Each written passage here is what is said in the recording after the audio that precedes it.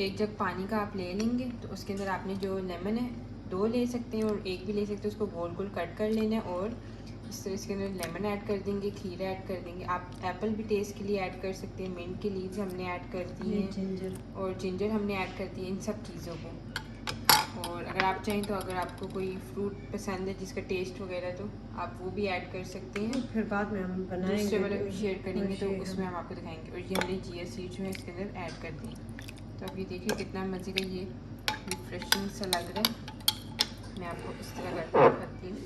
ये बिल्कुल पेट को भी साफ़ करता है, फाइबर से भरपूर है। और ये आप लोग रात को बना के फ्रिज में रखते हैं और ताकि सब चीज़ों के जो टेस्ट है, और 8 घंटे मस्ट है कि इसको पहले 8 घंटे पहले बनाएं, फिर आप यूज़ ताकि सब चीज़ें जो हैं वाटर के अंदर अच्छी तरह डिज़ोल्व हो सकें और फिर आप इसको पिए। और आप खुद पहले अपना वेट कर लीजिएगा और उसके बाद 1 मंथ बाद देखिएगा कि आपका वेट 2 kg